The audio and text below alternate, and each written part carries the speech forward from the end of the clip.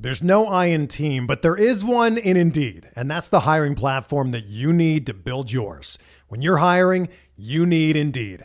Instead of spending hours on multiple job sites searching for candidates with the right skills, Indeed's a powerful hiring platform that can help you do it all.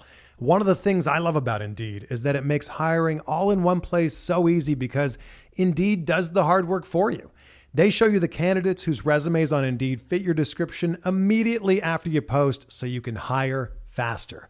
Join more than 3 million businesses worldwide that use Indeed to hire great talent fast. Start hiring now with a $75 sponsored job credit to upgrade your job post at Indeed.com/Blue Wire Sports. Offer good for a limited time. Claim your $75 credit now at Indeed.com/Blue Wire Sports. That's Indeed.com/Blue Wire Sports, and support the show by saying that you heard it on this podcast. Indeed.com/Blue Wire Sports. Terms and conditions apply. Need to hire? You need Indeed.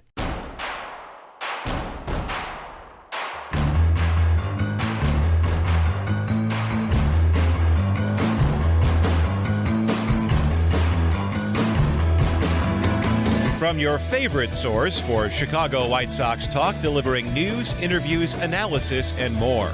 This is the Sox Machine Podcast with your hosts, Jim Margalus and Josh Nelson. Thanks, Rob, and welcome to the Sox Machine Podcast. I'm your host, Josh Nelson, and it's Monday, October 30th, 2023, as we bring you a new episode. The Sox Machine offseason plan project has already begun. It's been very active on the site. Great to see plans coming in and a wide variety of ideas on how to attack this offseason for the Chicago White Sox. Since tomorrow is Halloween, we thought about going trick or treating when looking at the upcoming MLB free agent class, picking a few players that might be a treat for the White Sox to sign, or buyer beware, a trick. The World Series moves on to Arizona as the series is tied 1 game apiece. We'll share our thoughts about what has happened so far. There's actual White Sox news as they continue to add to Pedro Grifal's coaching staff. Now joining the White Sox is former Los Angeles Angels pitching coach Matt Wise. He'll now be the White Sox new bullpen coach. Plenty to discuss, so let's get started. Joining me is the managing editor of SoxMachine.com. It's Jim Margalus. And Jim, happy Halloween. What are the candy options for the trick-or-treaters at House Margalus? We really don't get much in the way of trick-or-treaters. We don't really, Nashville is not a great city for sidewalks or well-lit streets. So the neighborhoods that tend to be popular are really popular. And the ones that aren't as well lit or safe tend to be quieter, which I don't necessarily mind, although we have a good neighborhood for it. So in terms of kids and such. So we'll probably go around to the neighbor's house, say hello, and, maybe, gather with them afterwards and watch nobody come. But, last year we did like a bonfire in the front yard for, all the neighbors gathering there. So any kids who came through could just go to one yard and collect all the candy there. But, maybe get like less than 10 visitors over the course of an evening. So we just get the Costco pack, whatever they have, and go from there. Okay, got it. See, I usually go with the usual. So I've got Snickers, I got Kit Kats, just in case if a parent's like, my kid's got peanut allergies. So I do have something that doesn't have peanuts in it. And then Take 5. That's my favorite. That's the last one that I'm passing out. If I have any leftover candy, I want the Take 5s to be left over, because that is my go-to. That's my favorite of the Halloween candy. Yeah, we went to a trunk or treat yesterday at the curling club, and my kid is too young for candy still in terms of like really understanding what he wants. We don't give him a whole lot of sugar because he doesn't seem to ask for it. So we're like, great. But he grabbed a couple of York peppermint patties, just unknowingly just grabbed them and put them. I was like, yes, good call. I will take those. I'll put them in the freezer and have a good time. So yes, right now, that is a good one. Yeah, this is the year though for like just him being old enough to walk and enjoy participating, but not really understand the point of it. But also like just get some candy for the house, get some freezer candy going. Get some candy for dad. Halloween's great when you have kids or when you are in college. Outside of that, I'm pretty indifferent, but my favorite thing about the holiday is passing out candy. Kim, my wife, she absolutely loves Halloween. So it is a thing at our house, more so than Christmas. But yeah, that's my favorite part is passing out the candy. We're not crazy like our neighbors. I don't know if you have the 12-foot skeletons in anybody's front yard. Oh, yeah. Those are ridiculous. Yep. Yeah, we have down the street, we have basically, I don't know who they are, directly. I've waved to them hello, but neighbors have said like they work for some kind of production company, and so their house for Halloween, like it starts like probably mid-September, and then every weekend is new layers of skeletons climbing up the side of the house, pounding on the windows, corn stalks go up. Just it's a whole production. Then when it comes to Christmas time, holiday lights, it's just like a couple inflatables in the yard. So basically they save their entire storage space for Halloween stuff and only Halloween stuff.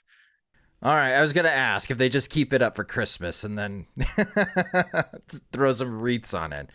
But we all hope that you have a wonderful Halloween, especially for those that do enjoy it. Or if you're not really partaking in Halloween, I hope you all have a great time shopping the clearance racks on November 1st and the Halloween candy racks. I already see that Target and a bunch of department stores are already setting up for Christmas, so 'tis the season for retail.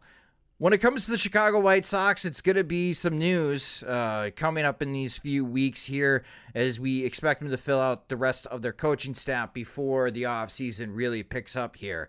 They still need to figure out who is going to be the hitting coach for the Chicago White Sox this upcoming offseason, but they did find a new bullpen coach. So after they moved Kurt Hasler out of the bullpen coaching role and back into minor league operations, the Chicago White Sox hired Matt Wise, the former Los Angeles Angels pitching coach, to be their new bullpen coach. Wise was initially hired as the Angels bullpen coach back in the 2020 shortened season, and then he became the interim pitching coach in 2021, and he served that role through this season. He was not being brought back to the Angels for the 2024 season.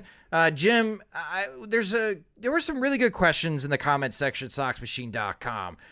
One, what does a bullpen coach do? And two, what do you think about this hire? Well, when it comes to the hire itself, I immediately thought, well, like Angels 2021, that's the year that Gene Watson was there, like his 1 year away from various roles in Kansas City. So I thought like, okay, there's the Gene Watson difference manifesting itself.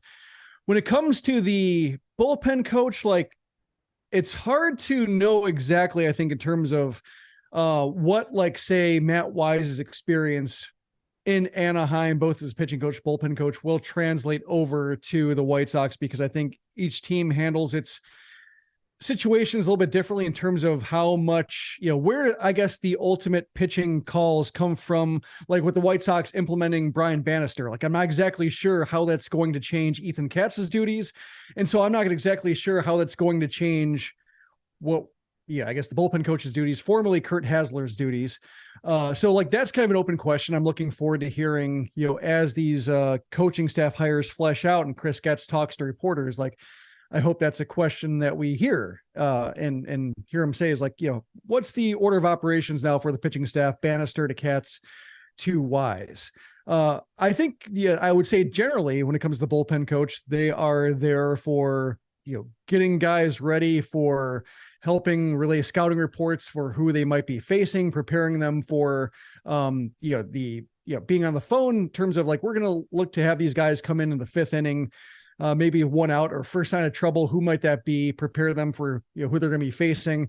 And we saw with the White Sox, like just how many guys, Aaron Bummer, I think would be probably the primary example, coming in, like needing batters to find a groove and to, locate the control, and just not looking ready when they come out to the mound. And partially could be because of the arms the White Sox brought in, tend to be like erratic, not necessarily erratic, entirely, but just like lots of fastball movement, lots of sinkers, really nasty stuff, trying to get the barrel to hit the top of the ball. So they hit the ball right into the ground. But the byproduct of that is sometimes it's hard to find the strike zone, or you can get easily off kilter by trying to bury pitches. And all of a sudden you're bouncing them. And, your first pitch when you have a runner on third and one out, brings the runner home on a wild pitch. So, I think the previous front office's emphasis on suppressing homers while getting strikeouts with like the nastiest stuff, as we saw with Bummer and Joe Kelly, and to a lesser extent, Kendall Graveman. I think that was part of the reason why maybe the relievers came out and looked so mismatched, I guess, for the moment at times. However, with Wise, like, despite being slightly skeptical of anything Gene Watson's associated with, just because he's with the Royals and didn't really have a whole lot to point to, I think I'm just happy that Hasler's gone. Nothing against him, but just he was there for a long time. He was there under Don Cooper. It seemed like a part that could be changed out based on the underperformance they got from the bullpen. So may as well try somebody new. This is an opportunity with Bannister coming in to rethink the way you approach different sectors of pitching. And that's, one obvious one is to take a look at how these guys are being warmed up in the bullpen and prepared for individual outings, reports of like how they look on back-to-back days. Perhaps that's something that a bullpen coach might have in mind in terms of just, how do these guys feel? Real feel reports from the bullpen for, what kind of impact they'll be able to provide. There's I think a big avenue for improvement when it came to the relievers based on how little they got out of their overinvestment in the bullpen. So sure, bring in Matt Wise. I do like the idea of continuing to add from other organizations to the White Sox, either the coaching staff or the front office. This has been something we've been asking for. Now, we've been asking hiring from organizations that have had lots of success. Right now, Josh Barfield and Brian Bannister are pretty much the only guys that have had success with other organizations. But when it comes to the pitching front, speaking of Bannister and now Matt Wise, it's new set of eyes on what the White Sox currently have on hand, where it's not all dependent on Ethan Katz to decide who fits what roles, who is where they are in their progression or in their development coming to this 2024 season. So I am curious when spring training rolls around what Matt Wise thinks. Again, I think a big conversation that needs to happen this offseason between Bannister and Katz, and I guess we include Matt Wise, is what do you do with Michael Kopech? Because if Bannister and Katz and Grifol and even Chris Getz, if those four decide, if they sit down in the room that I think we want Michael Kopech to start the season out of the bullpen, well, then it's up to Matt Wise to help coach up Michael Kopech and get him to regain that mindset that he had back in 2021 when Kopech did make spot starts. That was when the doubleheaders were just 7 innings. So if he could only give you 3 innings or 4 innings, boom, he took care of half the game for you. And he was electric in those starts. It gave me hope that, hey, he's going to be the frontline starter we all thought he could be. And then 2 years later, here we are still having this conversation. Is Kopech a starting pitcher or not? But make no mistake, Kopech was great out of the bullpen for the White Sox in 2021. And if that is what he's going to be moving forward, they could still use that kind of guy in the bullpen. So that's where I'm curious about this particular hiring. Again, it's another guy outside of the White Sox organization, no ties to the current Chicago White Sox organization. So it's somebody that will have fresh eyes, fresh perspective, and insight on what the White Sox actually have. And let's see how that impacts as far as decision making.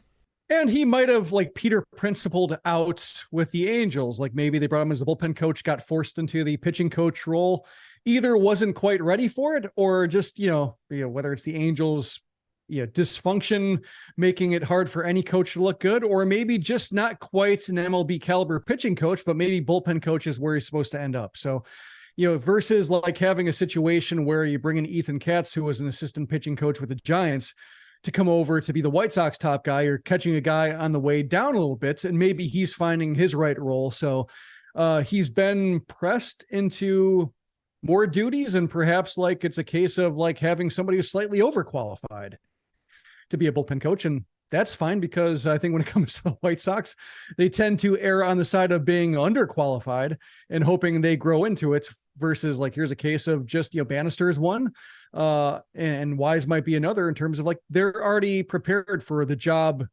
that they have. And now it's just a matter of like, will they fit, and will the talent be enough to work with to where they actually look like they're making a difference? All right. So the White Sox, they have the pitching side taken care of with the coaching staff. Again, it'll still be Ethan Katz, and now it's Matt Wise. helping out Pedro Grifol. Pedro Grifol still needs to figure out who is going to be the hitting coach or hitting coaches the White Sox will have for the upcoming season. Who was left over on the hitting side? No, I think it's at the major league coaching staff. I think it's completely clear. Comes the hitting coaches, like that's what I'm wondering. Like, I think, maybe is Devin DeYoung still around? I know Ryan Johansson left, but there might be a cleanish. I think like Cam Seitzer was still around. Like none of the hitting coaches at the minor league level have been replaced yet, like at the individual affiliates, but that usually comes out like in a big roster in January, the whole organizational coaching depth charts. And so like, if changes are made, they usually don't resonate enough to matter. Like Nicky Delmonico is still around as far as I know, but like those tend to not be revealed until January. So if we are seeing like a new top-down approach to hitting where the major league coaches, or whether it's like a Brian Bannister type, who's not wearing a uniform with the White Sox, but is kind of setting the agenda for the whole organization, like that would be the time to you start at the top with the assistant or hitting coach, assistant hitting coach, and then like go down to the affiliates. And then maybe there are some new roving instructors as well. So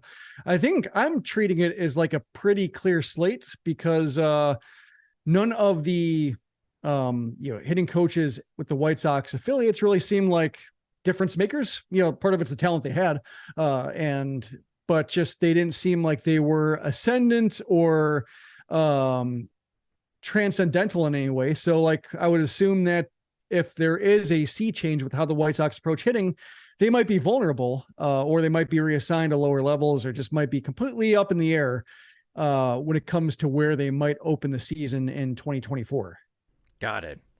Okay. Well, again, we're still waiting to see who's going to be the primary hitting coach for the Chicago White Sox in 2024, but the coaching staff is filling out.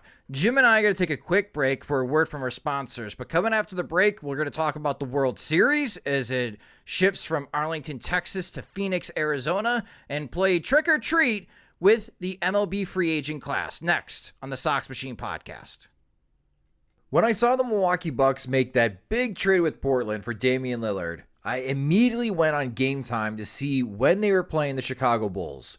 Saw it was on November 30th, and Game Time had great seats in the 300 level right at center court in the United Center. Great tickets at a great price. I couldn't pass up the opportunity. Buying tickets shouldn't be stressful. Use Game Time to purchase your tickets. Game Time is the fast and easy way to buy tickets for sports, music, comedy, and theater near you. They've got killer deals on last-minute tickets, and their best price guarantee helps eliminate stressing over tickets. If you find tickets in the same section and even row for less money, Game Time will credit you 110% of the difference. That's why Game Time is the fastest growing ticketing app in the country. Download the Game Time app, create your account, and get $20 off your first purchase using our promo code SOXMACHINE. Terms and conditions apply. Again, create an account and use our promo code SOXMACHINE for $20 off your first ticket purchase. Game Time. Last minute tickets, lowest prices, guaranteed. There's no I in team, but there is one in Indeed, and that's the hiring platform that you need to build yours. When you're hiring, you need Indeed. Instead of spending hours on multiple job sites searching for candidates with the right skills, Indeed's a powerful hiring platform that can help you do it all. One of the things I love about Indeed is that it makes hiring all in one place so easy because Indeed does the hard work for you. They show you the candidates whose resumes on Indeed fit your description immediately after you post so you can hire faster. Join more than 3 million businesses worldwide that use Indeed to hire great talent fast. Start hiring now with a $75 sponsored job credit to upgrade your job post at Indeed.com/Blue Wire Sports. Offer good for a limited time. Claim your $75 credit now at Indeed.com/Blue Wire Sports. That's Indeed.com/Blue Wire Sports, and support the show by saying that you heard it on this podcast. Indeed.com/Blue Wire Sports. Terms and conditions apply. Need to hire? You need Indeed. Welcome back to the Sox Machine podcast. And the World Series, games 3, 4, and 5 are upcoming this week in Phoenix, Arizona, as the Arizona Diamondbacks now host. The series is tied 1 game apiece. And if you missed out on the World Series so far, game 2 was a pitcher's duel for a while, and then it became a laugher late as the Arizona Diamondbacks just really beat up on the lesser pitchers for the Texas Rangers. Upcoming free agents like Andrew Heaney and Martin Perez, they did not pitch very well.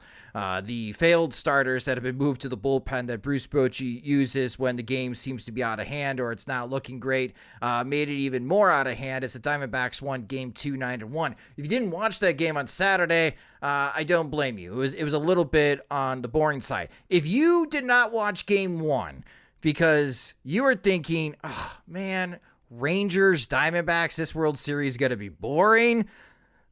Dude, Jim, Game 1, what a way to start this World Series. Back and forth.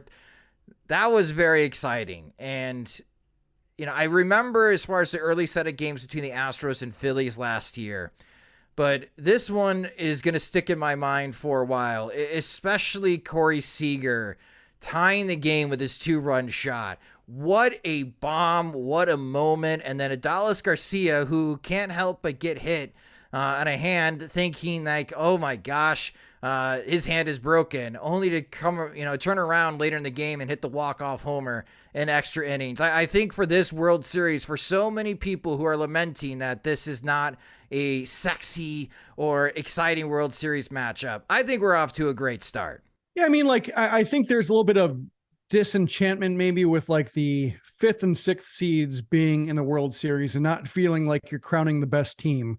Whereas like if the Braves were there or the Orioles or even the Astros based on their reputation, the Phillies based on having been there the previous year, like you could understand like the arguments for like feeling like the best team or one of the 2, 3, 4 best teams from the regular season were able to like hoist the trophy at the end of the year. And you're not quite getting that with this World Series. Like their flaws were evident over the course of 162 games and they won more than they lost. And when we came to the National League wild card, like that's basically all you had to do to get into the postseason was win more than you lose.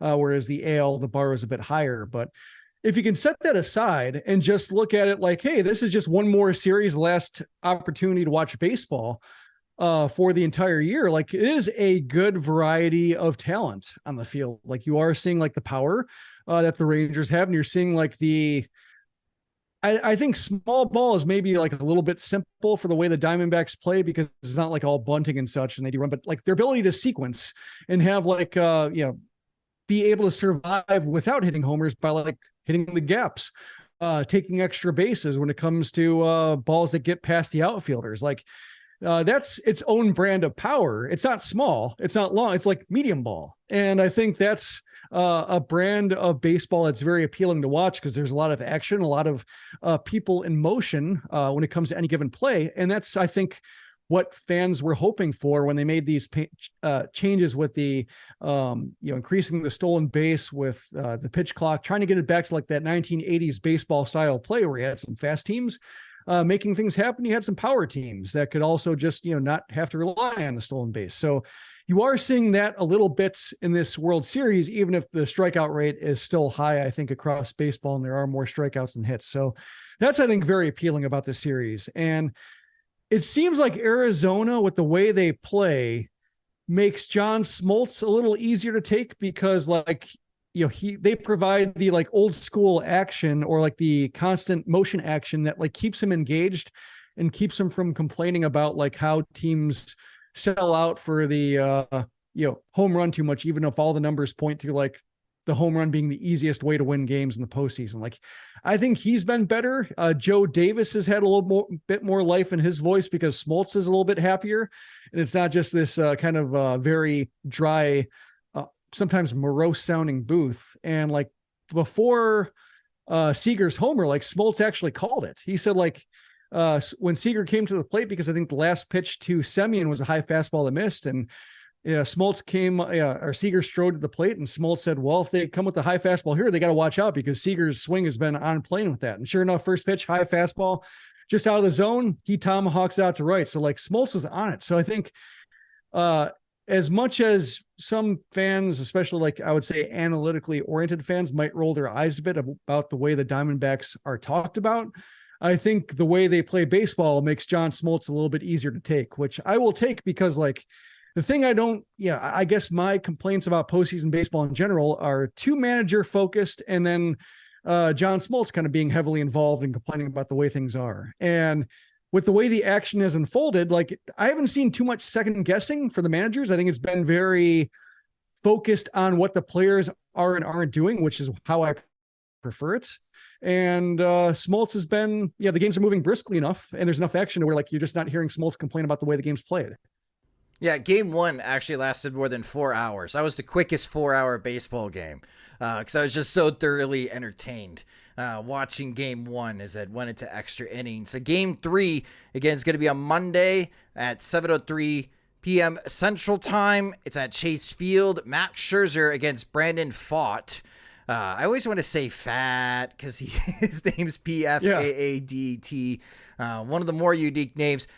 Total ends of the spectrum here. Scherzer, veteran, pitches many postseason games. He is not new to the World Series, and the Diamondbacks going with the rookie. The big question for me is that because you are playing 3 consecutive days, neither the Diamondbacks or the Rangers are very deep on the starting pitching front.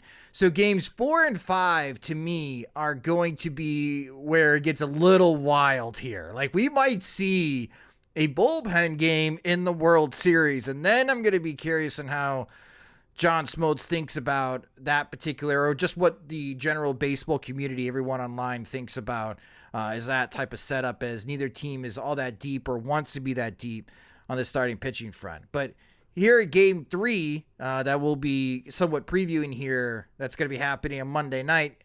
For Max Scherzer here, Jim, I think he needs to show some life. I know he dealt with a pretty significant injury this season after getting traded from the Mets to the Rangers. He missed some time, and then he showed enough to the Rangers to prove to come back at the end of the regular season that he was fine and fit enough to pitch in the postseason.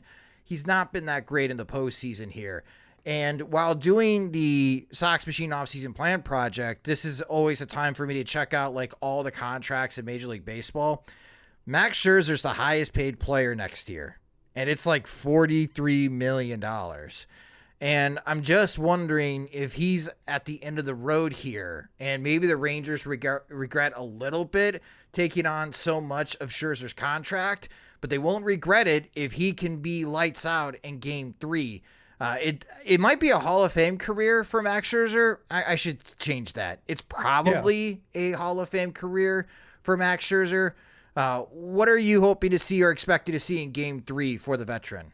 I think they'd be happy with like 4 good innings. And then when it comes to the second half of the game, especially like third time through, going to the bullpen, like it seemed like based on the way they were operating from a deficit and didn't want to like throw good money after bad, using up their high leverage options when Merrill Kelly was dealing. And like they figured, I imagine Bochy was like, well, see if we'll we'll put a dent in Merrill Kelly before going to our high leverage options and like showing them, exposing them for a game that they can't make a difference in, and then having to use them to back up Scherzer and not ask too much from him, and then have a bullpen game potentially after that. So it seems like Bochy was lining up his options to prepare for short starts, including Scherzer.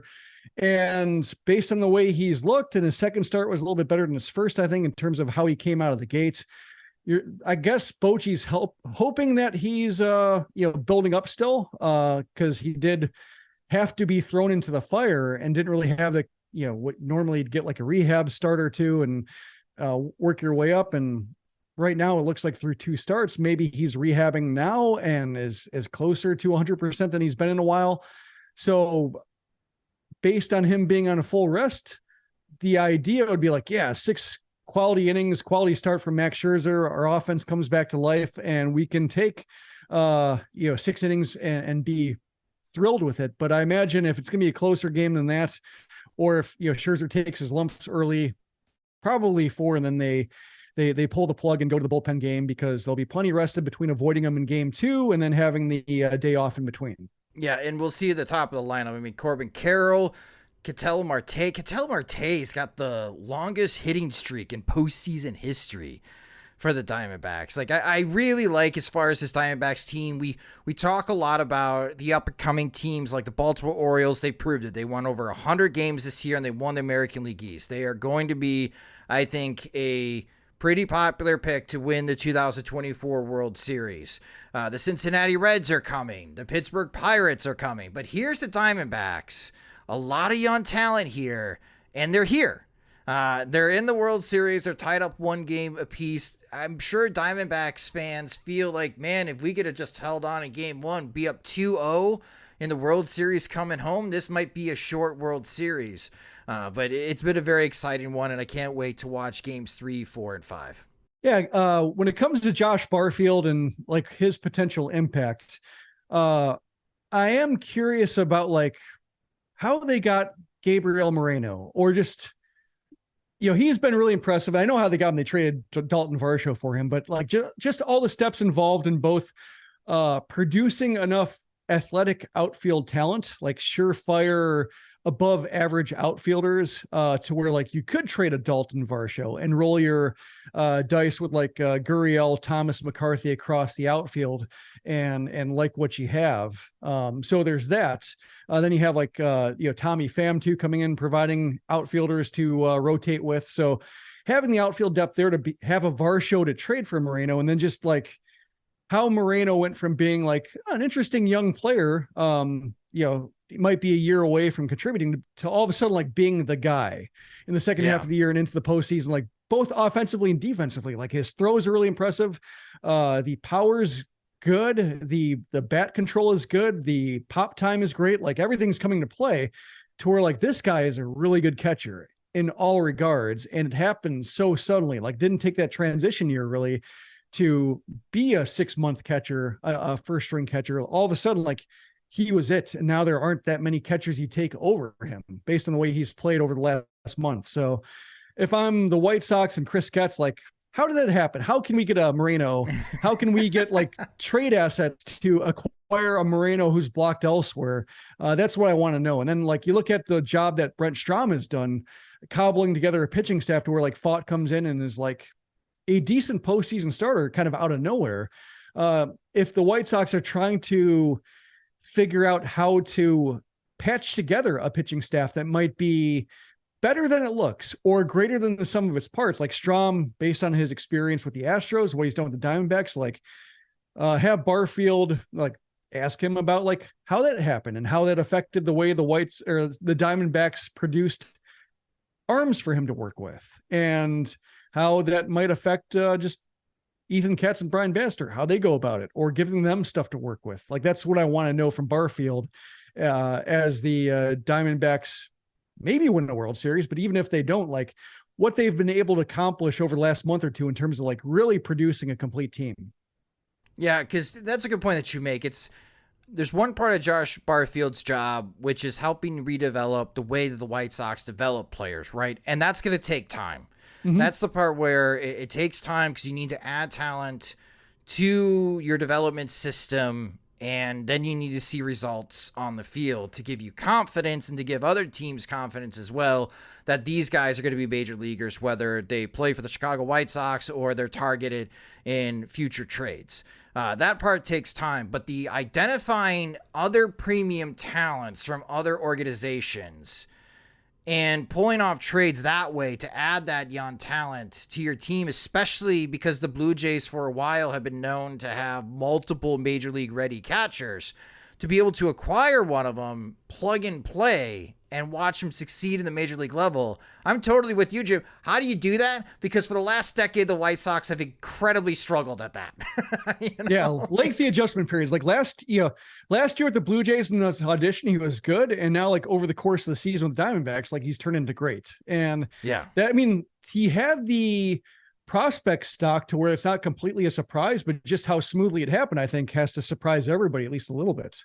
Again, it's been a fun World Series so far. Games 3, 4, and 5, Monday, Tuesday, and Wednesday this week should be a dandy. Again, games 4 and 5 are going to be interesting because of the lack of starting pitching for both ball clubs. Those games could get a bit wild in the desert.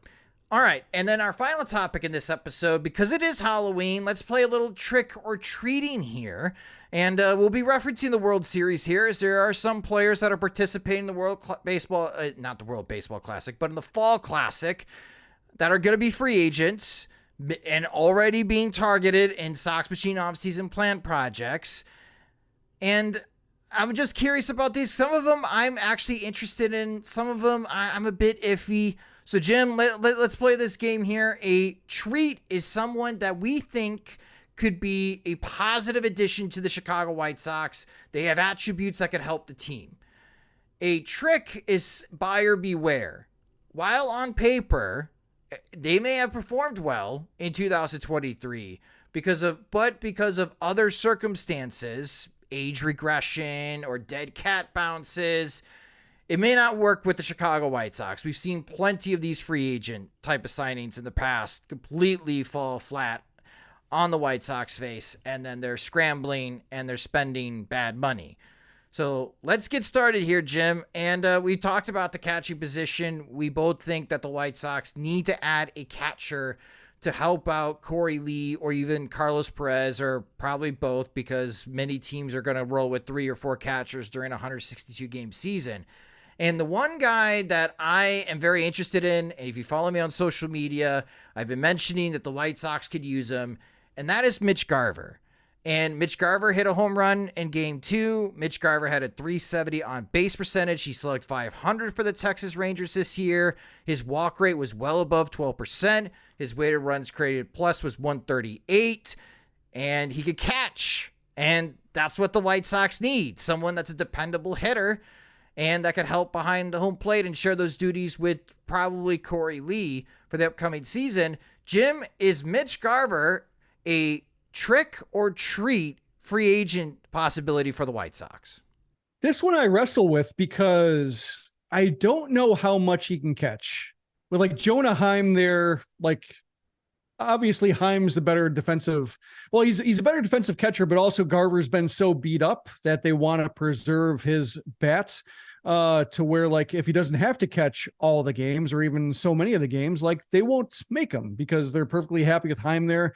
They also brought in Austin Hedges to help out later in the year. So like, Garver really hasn't been forced to catch. Like he didn't really qualify when it came to framing runs. He's had like groin issues, shoulder issues, forearm issues over the last few years. So like, I don't know how much of a catching load he can be expected to cover. Like if he's been preserved well enough to catch 60 games, I would consider him a treat. If he's somebody who like is more of a third catcher at this point, you have him at DH and he's somebody you can plug in and you feel like you're not afraid of pinch hitting or pinch running for a catcher later in the game, because Garver can slide over there if need be. Then I think he's more of a trick for what the White Sox need, or at least, other teams can better deploy a Mitch Garver than the White Sox can. And he'd be kind of wasted on what exactly they need from somebody they have in mind for a second catcher. Yeah. He's going to be part of my offseason plan because the other catcher that we're going to be talking about here, trick or treat, is Gary Sanchez. And to add on to like Mitch Garver real quick before we talk about Sanchez, Garver is 33 years old. I did not know he was that old. So when it comes to a possible contract, I think why he could be a good target for the White Sox is that I think it would only take 1 or 2 years to sign him. And that fits perfectly depending on what the White Sox want. Maybe Corey Lee figures out on how to hit, but what we saw at the end of 2023 suggests that no, Corey Lee is not a major league hitter by any stretch of the imagination, and that's going to be a problem no matter what Pedro Grifol says. And Edgar Caro still needs time. He showed some promise in Birmingham, but he's only, 21 years old? Maybe another year in the minor leagues before we could seriously consider him being the starting catcher for the Chicago White Sox after they acquired him from the Los Angeles Angels. So a Mitch Garver stopgap solution here, I think, could work for the White Sox. Defensively, if he is not that good, or if he's just average because his pop time is 2 seconds, his framing runs, blocking runs is at average or slightly below average. If he doesn't help you defensively, Okay, but offensively, I still think he could help the Chicago White Sox. And I still think that he can be an 800 or better OPS type of hitter, which the White Sox need more of those other than just Luis Robert for this upcoming season. Gary Sanchez, maybe thought dead in the water, and then he signs with San Diego and not dead in the water. He really provided an impact to the Padres. In 75 games played, Sanchez was worth 1.7 WAR. He had a 111 weighted runs created plus. He slugged 492.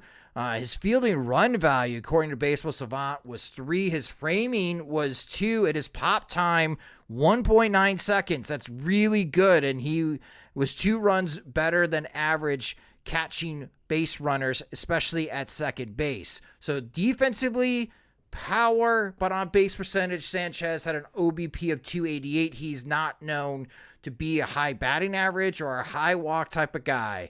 So Jim, Gary Sanchez, 2 years younger than Mitch Garver at age 31. Is this a trick or treat type of free agent target? I think it's a treat. He strikes me a little bit like he's kind of hard to read because with the Yankees, there is so much baggage there. Like his blocking numbers were atrocious. His framing numbers were atrocious. Like as his bat became less special and became just like an ordinary power bat and the average lagged, Aaron Boone started playing other catchers over him. Like Austin Romine was a popular point of contention. Like you're benching Gary Sanchez for Austin Romine. It's just like, well, pitchers hate throwing to Gary Sanchez because he doesn't block anything they throw.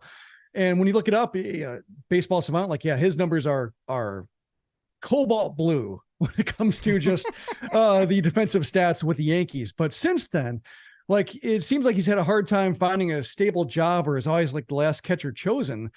But the numbers reflect like, yeah, he's like an ordinary, decent catcher, like a real catcher. He frames okay. He blocks okay. He throws okay. He hits for some power.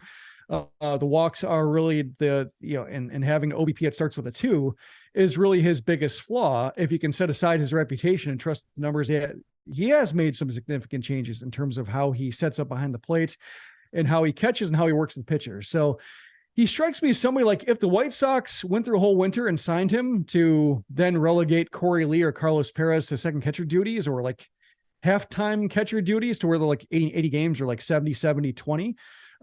Sure, that'd be fine. Like it would strike me as Wellington Castillo a little bit.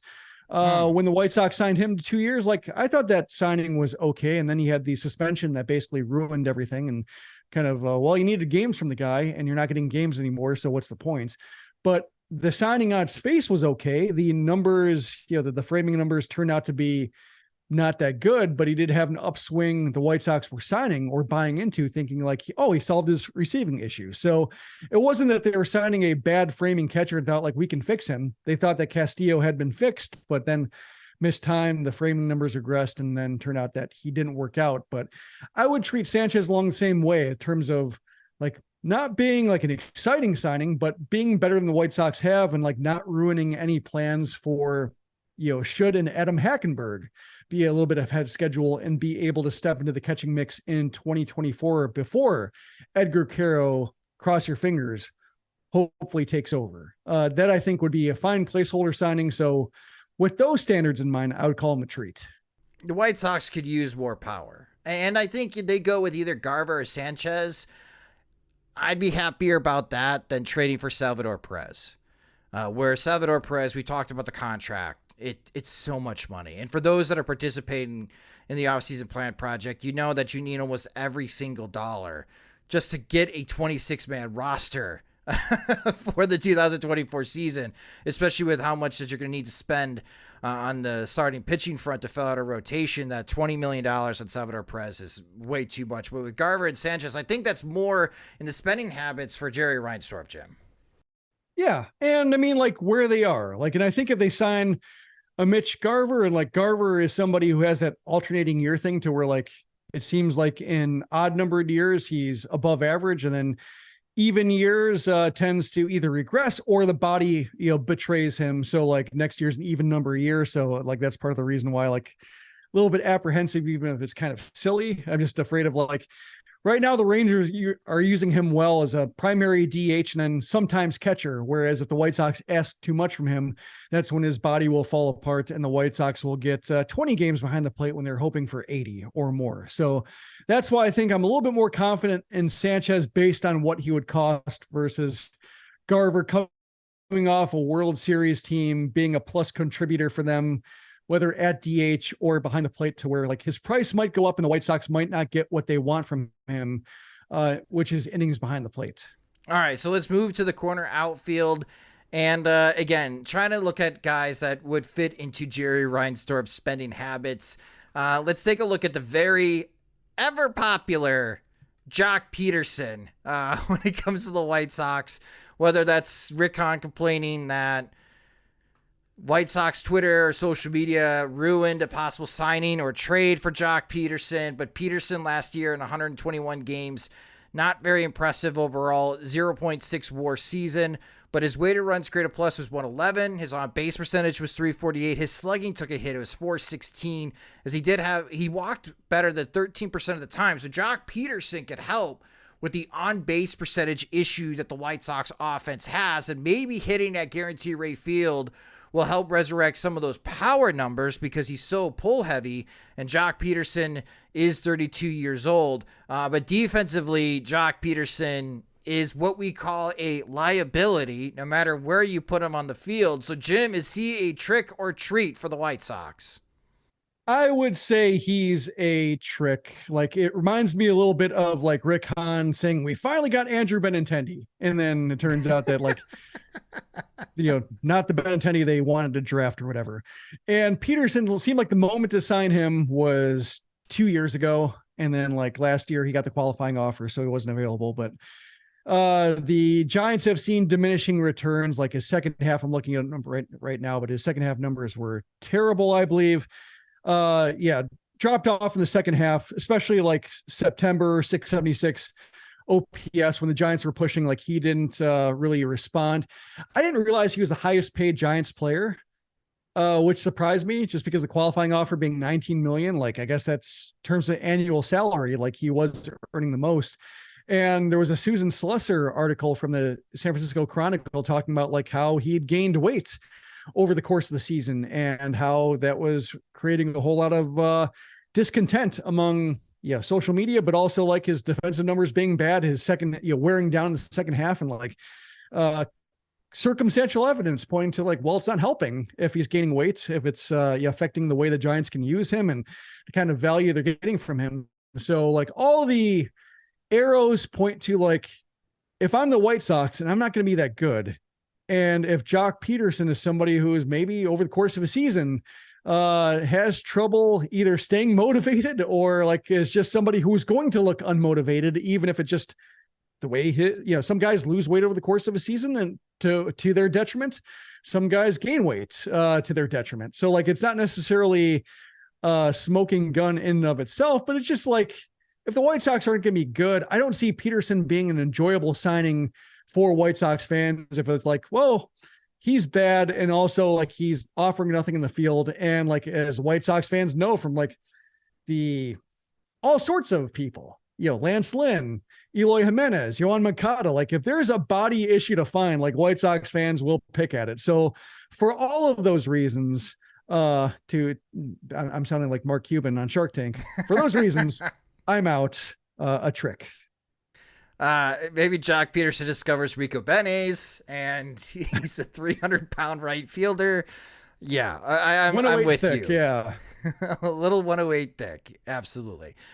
So we're both out on Jock Pederson, but how about the guy who had 4 hits in Game 2 of the World Series, Tommy Pham? And Pham, again, split time between the Mets and the Diamondbacks. He played 129 games in 2023, 1.8 WAR, 110 weighted runs created plus, slugged 446. He had a 328 on base percentage. His walk rate was close to 10%. And as far as his fielding run value, pretty neutral, 0 runs. The thing with Tommy Pham is that he's going to be 36 years old going into next season.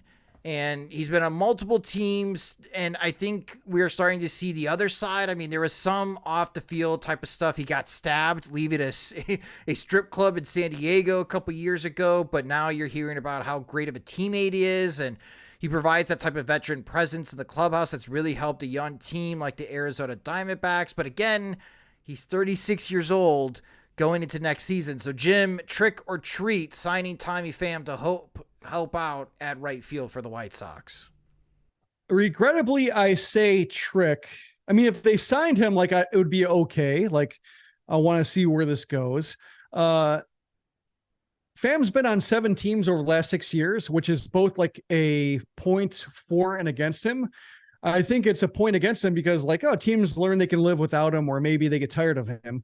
On the other hand, like teams want him, teams who with ambition, with, thinking they can, maybe the Reds weren't a team with ambition, but the Red Sox were, and maybe the Mets fell apart, but the Diamondbacks found a use for him. So like every team, even if it doesn't work out in the first half, like teams in the second half come knocking because like he does have a reputation around the game of being intense, and sometimes it works for and sometimes it works against. But as we're seeing with the Diamondbacks right now, like they like having him around and they consider him to be like a plus contributor for a team with that style of play.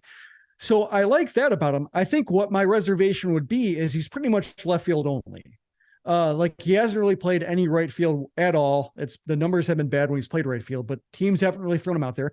Center field, like he's been bad, like I think recently, and just teams haven't been putting him out there. He's been mostly left field, and Andrew Benintendi's already there. And like that, I think is why Benintendi was such a strange signing for the White Sox were, is because like you can always find a left fielder. Like I shouldn't say always because the White Sox haven't, but like I think the White Sox standards for left field were so warped because of throwing first baseman out there that they realized like, oh, we gotta really pay for a left fielder. And like there are guys like Pham who just kind of bounce around but can perfectly adequately fill that hole for a year. And I think with Pham, you're thrilled if he's your worst outfielder because like he's okay to good. And if he's on one of those good streaks, all of a sudden your outfield looks really dangerous. If you want him to be your second best outfielder, like in the case of Luis Roberts being injured, like you're hoping he's your best outfielder, like he won't meet those expectations. So I think he's somebody who's situationally driven to be a plus contributor. And I don't think the White Sox have that situation. So I would love it if the White Sox were like good enough to make good use of a Tommy Pham. But as somebody who's in his late 30s and can only play a left field, I don't think that situation is with the White Sox. Well, were you in or out on Pham though? I mean, you make really good points. I mean, if you don't think he could play right field, then it's a trick. But then again, the White Sox are throwing Gavin Sheets out there. So can Tommy Pham still run down a fly ball? If the answer is yes, take it. That's better than what we have seen in right field for the White Sox. I mean, we've seen some really dismal play in right field. So even if he's below league average as a right fielder, that might actually be improvement. And then what you're hoping for with Tommy Pham is just the level of consistency day in, day out, both in the clubhouse and on the field, that could maybe be a good role model, a good leader, a good example for some of these White Sox players, or the cliques that are already still existing. The White Sox just don't care. Yeah, like calling out under efforts. That would be. I would like to see Pham and Jock Pederson in the same outfield. Like sign them both. Yeah, let's do it so they could fight. Yes, the fantasy football thing, right? Yes, yeah. For the content, for those of us slinging the tent, I'd be all for that tandem in right field. Heck yeah, let's do it. Okay, that I want. That is a treat. Out on either, in on both. Yes, absolutely. Oh, great call.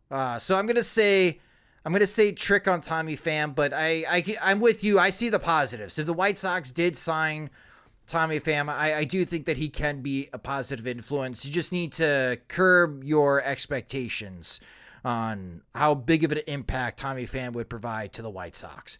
The next guy entering, like I mentioned, age 35 season, fast start last year, then got hurt, missed lots of time, but came back, still put up pretty big offensive numbers, and that's Adam Duvall. Now, Adam Duvall does not walk. 303 on base percentage, walk rate is 6%. It sounds like a White Sox player already. But Adam Duvall slugged .531 last year. He had 24 doubles and 21 homers in 92 games. And you want to talk about pull hitters, Adam Duvall is that guy. He's all about pulling the ball in the air, which warms my heart, and the White Sox could use that type of hitter in their lineup. Jim, trick or treat on Adam Duvall? He's a treat. Like, that would be somebody I would be excited to see, like, despite his flaws, like he doesn't help the right-handed, doesn't walk, strikes out too much bunch, but he plays good defense in right field. I would assume he plays good defense in right field. I should put that qualifier on there because he's played more center than right, and he's not that great of a center fielder, but like the Red Sox put him out in center field and he wasn't, bottom scraping bad out there. So I would assume that he would have the capacity to play right when he's played right. And he's played there a fair amount in his career. Like, he's been okay there. Like, he's been really good, like all-star, or I should say Gold Glove good in left field. He's been slightly below average in center. And then like he's played some right and has been like sturdy above average. So I think like if you're looking for the White Sox to sign a real right fielder who can hit the ball over the fence, he crosses, two out of the big three flaws that the White Sox have from a position player standpoint. He just doesn't walk, strikes out too much. So he doesn't help you there, but you're not going to find like the guy who crosses every single item on the White Sox list off unless you're signing Cody Bellinger. And if the White Sox don't play at that level in free agency, then like Duvall, brings more to the table than he takes off. And if you sign him for 1 year, he's somebody who like maybe you flip him for somebody interesting at the deadline. Maybe like Oscar Colas proves that he's worth everyday right field reps over the course of the season. And maybe you feel comfortable turning the position over to him. And, basically the White Sox treat with Duvall, they treat Colas like they should have done last year, which is block him until he proves that like he's too much of a force to keep down in Charlotte. But instead they made him plan A, and that didn't work out so well. So I think unlike Pederson, to where it felt like that moment is gone and age is taking too much of a toll, I think with Duvall, the skills are there and the strengths are there. And I think you could run the same playbook, which is start him, play him in right field, have him as a backup for Luis Robert when he needs a day off. And you should be in decent shape defensively, and you have some upside for when he connects. And that's good enough to improve with what the White Sox had run out there for the last couple of years in right field. Yeah. I mean, he hit 38 homers and had 113 RBIs in 2021 when he left Atlanta for Miami and then got traded from Miami to the Braves and helped the Braves win the World Series in 2021 as he hit a pretty big homer, a couple homers in the World Series. And this past year with Boston, again, he only played 92 games, but 21 homers and 24 doubles and even 2 triples as well. So you could run a little bit. In 92 games. It's that type of slugging that the White Sox really do need in their lineup. So, again, kind of like the catchy situation with Garver and Sanchez, I'm in on both. Pham or Duvall, if you're looking to add a 1-year type of veteran presence bat into the lineup, I'm in on both as well.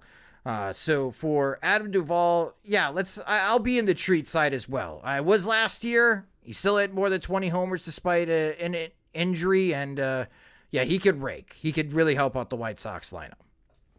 Now, let's move over to starting pitching. I picked 3 starting pitchers here, and he just pitched a Game 2 of the World Series. Kind of a weird pitching line, as you could tell Jordan Montgomery was clearly grinding as he pitched Game 7 of the ALCS against Houston to help the Rangers win the American League pennant. He still went deepish into that game, but couldn't generate any swing and miss. And Jordan Montgomery this season for both St. Louis and the Texas Rangers, he was very good. And for the complete season here, at 32 starts, Jordan Montgomery had a 4.3 WAR. He pitched 188 innings. Not a big strikeout guy, but not a big walk guy either. His ERA was 3.20. He's 31. He'll be entering his age 31 season for 2024.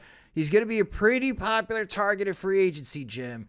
And he's my top guy in my upcoming offseason plan project. Spoiler alert. So Jordan Montgomery, trick or treat for the White Sox? Treat on the talent. I think the only question I have is like independent of him. Like, will the White Sox, when the White Sox are good, will Montgomery also be good or what they're paying? Because, my concern, and this is where Andrew Benintendi comes back into play, is like, while Benintendi, like the contract isn't terrible, it's kind of terrible for the White Sox because like if they don't spend and you have that like 15 million on the books when Benintendi is like at the end of the line with the White Sox. We saw like the White Sox not spend past like Adam LaRoche's last year in the deal. And then it turns out LaRoche retired anyway. We saw like Yasmani Grandal year of his deal restrain the White Sox spending. Like the White Sox, Jerry Reinsdorf does not believe in spending past the last year of like a free agent deal. Like Dallas Keuchel, same thing. Like we're just like, he's just kind of there. And so like Montgomery, by the time the White Sox are good, will he be good to warrant the contract he gets? Will they make the best use of like the first 2 years? And I think, looking at his numbers, like he doesn't strike me as Dallas Keuchel in terms of like his velocity. He had a big jump in his velocity. He's not just somebody who's getting by in smoke and mirrors and like 80 mile per hour or 89 mile per hour sinkers. Like his velocity is ticking up and the sinker is getting more power. So I like the talent. I just wonder, and part of it was watching him labor a little bit. He's up to 220 innings this year. When you factor in regular season and postseason innings, he might be feeling that a little bit. Otherwise, pretty healthy. Like he's somebody who makes every start every year and, pitches 150 to 180 innings. You like that? So I like the talent. I just want to know what else the White Sox have in mind, but treats on the individual level. And the rest of it is just how good can the White Sox be and how quickly. Following up on Jordan Montgomery, because I think he's a treat. The contract that I think is going to take to sign Jordan Montgomery, especially with how well he's pitched both in the postseason and during the regular season, is one similar to that Robbie Ray signed with the Seattle Mariners.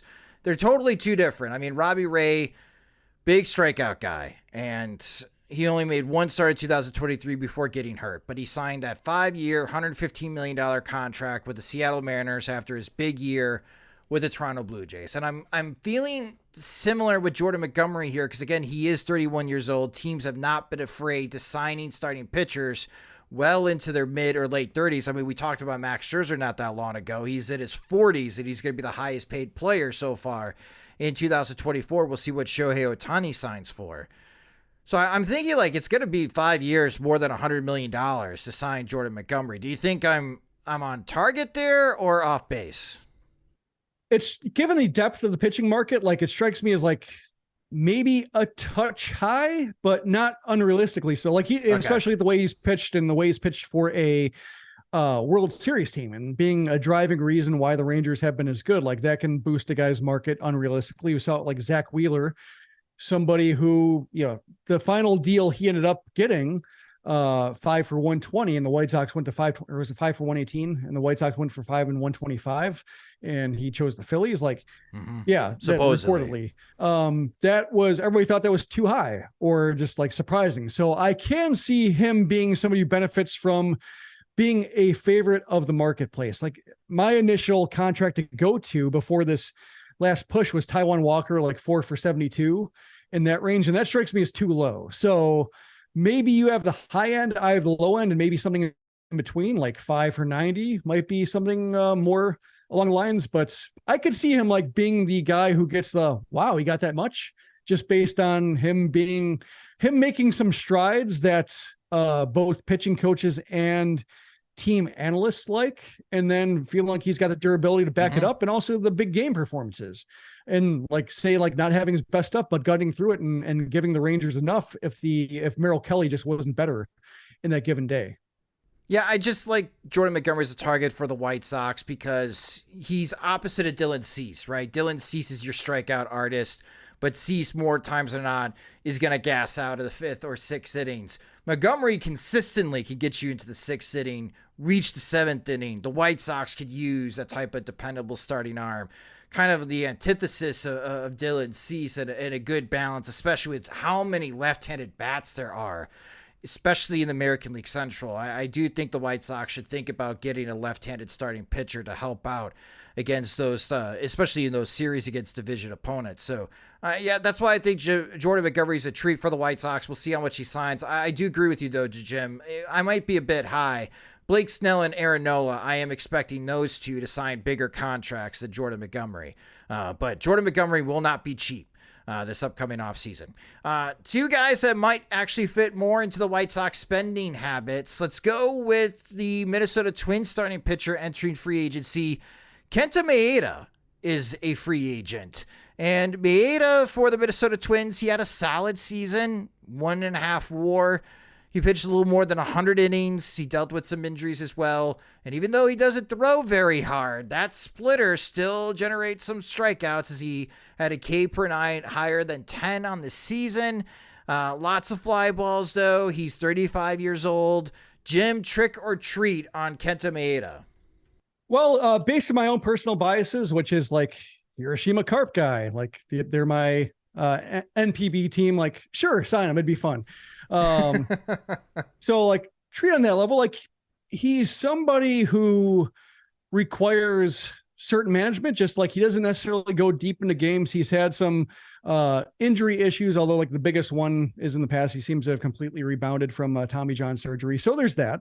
But he was part of like the Twins approach of having guys like not having like Jake Odorizzi when they signed him, like the Wes Johnson approach of just like 5 innings is all we need. Sonny Gray was along the same lines. Like we don't really want our pitchers facing a third time through, or we have a certain amount of pitches they can throw before they get there. And so like when he was good, but also sometimes he contributed to like the Twin starters not going long enough. And if you need innings from your starting pitching, like that's where I'm a little bit conflicted in Maeda. I like how he gets strikeouts. I like how he seldom gets like crushed, and he's very good at like avoiding trouble or dodging jams, leaving runners aboard. And that seems to be a strength of his. So like, I like the pitcher, but we saw Pedro Grifol, like his motive is just going 90 to 100 pitches, 110 pitches, no matter what. Like, every Lance Lynn start, like he had to run into trouble. Lucas Giolito, kind of the same thing. Dylan Cease, like, was every start was 100, 110 pitches. And like Maeda doesn't seem to be that guy. So like, can Grifol adjust? Can Ethan Katz, I guess, how much of that is Grifol? How much of that is Ethan Katz, like preferring his pitchers to go that way, or like being okay with it, running along with it? Like, I think it requires Grifol to change the way he's managed pitchers. And will he be flexible enough to accommodate like somebody like Maeda, who like maybe is like 5 to 6 innings each start, because there are some, like Cease has no durability issues. It's just more a matter of like how efficient he is. Whereas Maeda does seem like they handle him with kid gloves here and there, both with the Dodgers and the Twins, in order to get him through a full 6-month season. I think Maeda is a treat on a 1-year contract, as he maybe wants to prove to his market or still proves that he's a starting pitcher, because you are right, Jim. I could see teams look at him as a 6th starter, kind of a swingman kind of guy. Now, does Maeda want to still chase for a championship reign? Or does he still want to be known as a starting pitcher in the major leagues? If he wants to be a starting pitcher, the White Sox have a job for him. They have that opportunity for him to still be a starting pitcher. So I do think that would be a treat for the White Sox, even though he goes about it in a different way. It's not big fastball type of stuff from Kenta Maeda, but he still does a very good job, especially against righties and generating whiffs. Presents like one opportunity that the White Sox have, and like maybe the one luxury they have in their position, which is one, being able to provide starts and innings for a guy who wants to prove he's a starter. And also, if you don't think they're going to be in the running, like Maeda could land with a contender in the second half. Like he might have the ability to, if not pick his destination. Like, I don't know if the White Sox would have like a no trade clause for a guy on a 1-year contract or any kind of no trade protection. But for a guy like Maeda, like he wouldn't be traded to like another second division team over the course of the year. So like he'd only go to a better situation probably in terms of wins, losses, where they are in the standing. So like he could spend the first half like getting the starts he wants, getting the innings he wants, getting the 5-day or 6-day routine that he has always wanted, even with the Dodgers and with the Twins, and then hope by the second half that like the Orioles come calling or some team that needs a start in the second half. And so he gets the best of both worlds, which is money and starts. And then hopefully by August and September, like pitching meaningful games, even if they aren't with the White Sox. And the last one on our list, another starting pitcher, pitched great against the White Sox this year when he was with the Detroit Tigers and had a good start with the Philadelphia Phillies, and then kind of faded as the season ended. Wasn't that much of a factor for the Phillies in the postseason, and that is Michael Lorenzen. And the way that he was pitching, Jim, I thought, okay, this is going to be a White Sox target this upcoming offseason. And then he pitched really well for Philadelphia. Oh, he's not going to be cheap enough for the White Sox to sign. And then that fade has me a bit concerned here. And Lorenzen, not a big strikeout guy. His strikeout per 9, well below 7 at 6.5. He pitched 153 innings this year, finished with a 1.7 WAR, a 4.18 ERA. He'll be 32 years old coming to this season. Trick or treat for the White Sox with Michael Lorenzen? Depends on the standards. Like, treat for where the White Sox are. Like, if they signed him to be like another starter, like say they signed a Montgomery and then a Lorenzen, like great. Or if they signed Maeda and Lorenzen, like if he were a second starter signed over the course of the winter, that would be a treat because you're getting durability, you're getting innings. They might not be great innings, but he's better than any incumbent currently available to take on starts opening day. And he provides a layer that you can block like a Nick Nastrini with. But also like he's somebody who isn't that so good that if Nastrini comes out of the gate, like firing, or is like a Davis Martin situation to where like numbers at Charlotte aren't that good, but you like the stuff and figure once he gets out of Truist Field, like he'll be pitching just fine at the major league level.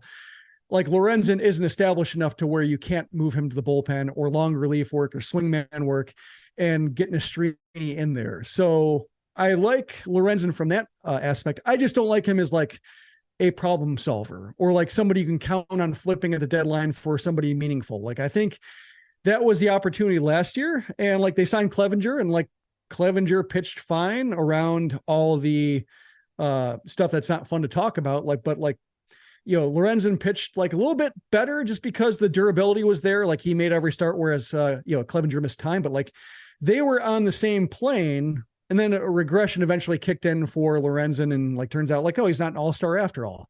He's not a no-hit pitcher after all, or like, that's not what you can expect from him. He's more of a 4th, 5th starter, like somebody who can, won't make a postseason start for a postseason team, but over the course of 162 games, you'll appreciate him being around and throwing 150 innings. I think that's why, like, if the White Sox sign him, like looking to solve a problem, it'll be a trick. But if they look at him as a supplemental starter, good enough. Treat. Yeah, he can't be your premier pitcher that you sign this offseason. he needs to be part of multiple guys that you sign. If you just sign Michael Lorenzen and that was it for your offseason, that offseason is enough. Like it would just be enough. Who did you trade? Did you trade Dylan Cease? Did you trade Luis Robert? Like, right. Yeah. Your opening day starter's Michael Lorenzen now. Yeah. Yeah. So I'm with you. I think as like the second starting pitcher that you sign, or maybe a third starting pitcher that you sign this offseason, I think Michael Lorenzen is fine. But if he's your best guy that you sign, that's where it's going to be a trick. He's not going to help out too much in the starting rotation, at least from the perspective of trying to win or be competitive in 2024. If you're trying to be, say, get to the bottom again for the 2024, yeah, sure. Yeah, Lorenzen could help you in that regard, especially if you do trade someone like Dylan Cease. But that's it, folks. That's it with our trick-or-treating for these types of targets. Again, be interested to see what you guys think as far as trick or treat with these list of free agents and players. And again, keep coming with the offseason plan projects. We're having a lot of fun reading them and going through them as far as the providing feedback in the comment section at soxmachine.com. You can still submit yours. So just go to the website, copy and paste the template, and we'll get that posted for you guys on the website. But that will do it for this episode of the Sox Machine podcast. We all hope that you have a wonderful Halloween. Jim and I will be back later this week with a new podcast episode. If you just discovered the Sox Machine podcast, you can subscribe to the show wherever you listen to podcasts, such as Spotify and Apple Music. You can also follow us on social media. We're on all the social media platforms now at Sox Machine. You can also follow me there as well at SoxMachine_Josh. We upload all of our podcasts into our YouTube YouTube channel as well. So if you want to watch us on YouTube, you can at youtube.com/SoxMachine. If you enjoy our work and you want more, you can get more by becoming a Patreon supporter at patreon.com/SoxMachine, where our Patreon supporters get exclusive content, and they also get ad-free versions of both the podcast and website. We have the Sox Machine Town Hall presentation coming in early November just for our Patreon supporters. So again, if you have been listening to us or reading Sox Machine for a long time, or you're brand new and you like our work and you want more, you can get more, just sign up at patreon.com/SoxMachine. The Sox Machine podcast is a production of SoxMachine.com, your home for all things Chicago White Sox baseball, and part of the Blue Wire Podcast Network. Alongside Jim Margalus, I'm Josh Nelson. Thanks for listening and watching.